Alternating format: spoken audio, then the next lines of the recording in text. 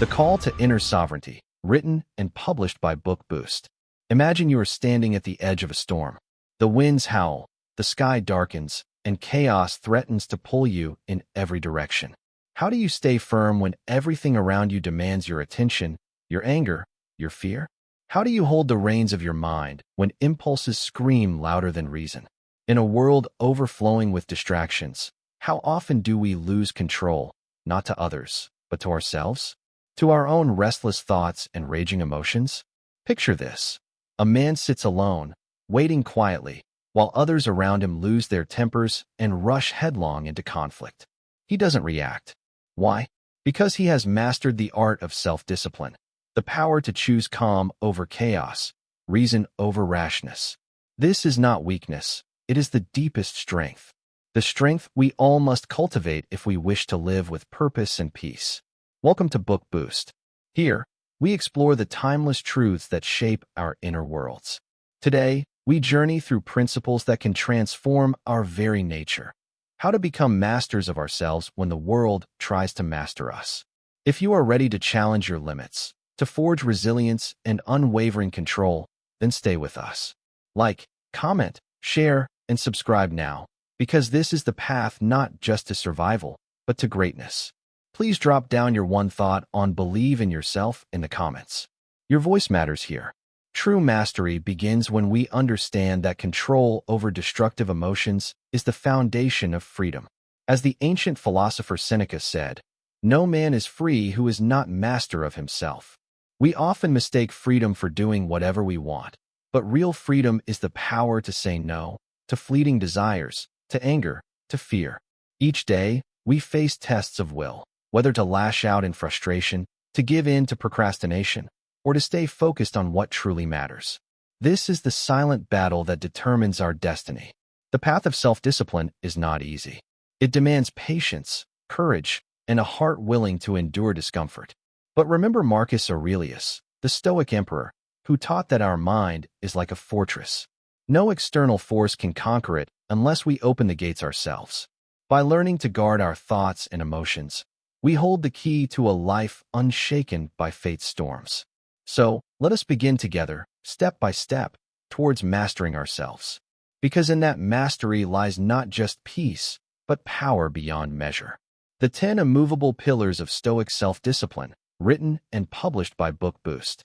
We stand now at the heart of the matter. To master self-discipline is not to follow a fleeting trend or chase some temporary spark of motivation. It is to build a fortress within, a fortress made of steady, unshakable pillars. These pillars are not abstract ideas. They are principles that shape the way we think, feel, and act every moment of our lives. They come from the wisdom of those who walked this path long before us, like Marcus Aurelius, Seneca, and Epictetus. The first pillar is to understand that control is ours to claim. Not over others, not over fate, but over ourselves. The storm will rage, but our mind can remain calm. The desire to give in, to lose temper, to surrender to fear, that is where the battle lies. Marcus Aurelius said, "You have power over your mind, not outside events." Realize this, and you will find strength. If we give ourselves to the whims of emotion, we lose that power. But if we hold steady, we become the captain of our ship in the fiercest seas. The second pillar is acceptance, not resignation, but seeing reality clearly, without wishing it were otherwise. When we accept what happens, we stop wasting energy fighting what cannot be changed. The mind at war with itself is a battlefield lost. Seneca reminds us, it is not things themselves that disturb us, but our opinions about them. To accept does not mean to surrender passively. It means to face truth with courage, preparing our response wisely rather than reacting blindly. Third, focus on what is within your power.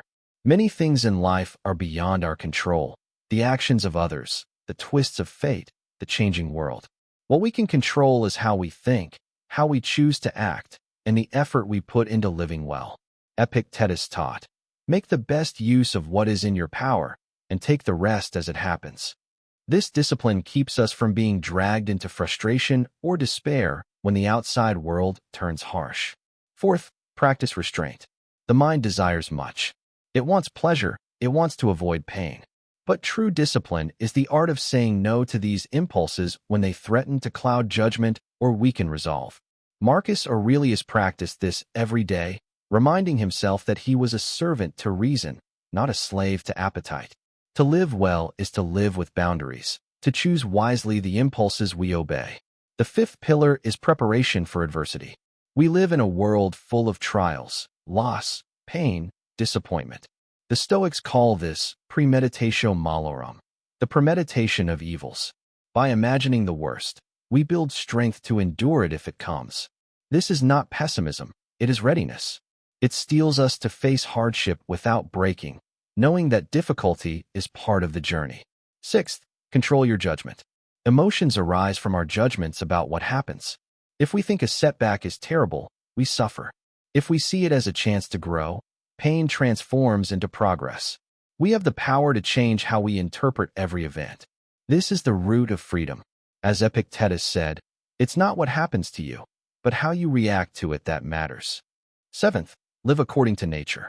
This is not about walking in the forest, but living in harmony with reason and the universe's order. Our nature is rational and social. Self-discipline means honoring this nature by acting with wisdom, fairness, and kindness, not selfishness or impulse. When we live aligned with our true nature, our actions feel right and purposeful. Eighth, embrace simplicity. The mind cluttered with desires, distractions, and needless worries is weak and restless. The Stoics teach that by simplifying our wants, focusing on what truly matters, we free ourselves from chains. Simplicity breeds clarity, and clarity strengthens willpower. Ninth, constant self-examination. Every day, we must look into the mirror of our actions and thoughts without excuse or judgment. What did we do well? Where did we falter? How can we improve tomorrow? Marcus Aurelius wrote his Meditations as a daily exercise of this kind. Self-awareness is the compass of self-discipline. Finally, the 10th pillar is commitment to progress over perfection. We are human, and the path of discipline is long and difficult. Failure is inevitable, but every moment is a chance to begin anew. The true strength lies not in never falling, but in rising each time we fall with more resolve. These 10 pillars do not stand apart. They are intertwined, supporting each other like the stones of a mighty fortress. Together, they create a mind that does not tremble in the face of chaos but stands firm, calm, and strong. Imagine applying these principles to your daily life. When frustration rises, you pause and control your judgment. When temptation knocks, you exercise restraint. When fate strikes, you accept and prepare. Step by step, day by day, you build the fortress of self-discipline that no storm can break. This is the path of true strength. It is not marked by loud victories, but by quiet endurance. It asks for no applause, only the steady, unwavering commitment to master oneself. In this mastery, we find not just peace, but a power that changes everything. From knowledge to power, forging the unshakable self, written and published by Book Boost. We have walked together through the call to inner sovereignty, and now we stand at the final step of this journey. The path from knowing the principles of self-discipline to making them the foundation of our very being is not an easy road. It is one forged in quiet struggle, relentless effort, and an unyielding will. Yet it is the only way to become truly unshakable in a world built on chaos and uncertainty. Understand this. Knowledge alone does not free us. We can learn all the words of the great philosophers, recite their wisdom, and still be prisoners of our impulses. The power comes when knowledge transforms into habit, and habit into character. When self-control moves from being a concept in the mind to a force that moves every breath and every action. This is the point where true freedom begins. Look inside yourself and recognize the battle that wages there every moment. The restless mind that wants to run to comfort, to anger, to distraction. The emotions that rise like a storm, threatening to drown reason and peace. We cannot always stop the storm from coming, but we can learn to stand firm, rooted like an ancient tree that bends but does not break. This strength is the fruit of practice. The daily choice to hold the line, to choose reason over rage, calm over chaos. Remember the words of Epictetus. It's not what happens to you, but how you react to it that matters. This is the secret power of the unshakable self. No event, no person, no misfortune can control us unless we give them that power. To control your reactions is to control your fate. This is not arrogance. It is the clear-eyed acceptance of where true power lies. The path is never without hardship. You will fail. You will be tempted. You will feel the pull of weakness and despair. But each failure is a lesson, each temptation a chance to grow stronger. Do not despise the difficulty. It is the forge that shapes the steel of your character. Marcus Aurelius himself faced wars, betrayal, pain, and yet he wrote with calm wisdom that reminds us to be like the rocky headland on which the waves break constantly. It stands firm, and round it the seething waters are laid to rest. We must train ourselves to see beyond immediate feelings. When anger or fear arises, pause. Step back into the silent observer within you. Ask yourself, is this thought true? Is this reaction necessary? Does it serve my deeper purpose? Most often, the answer is no.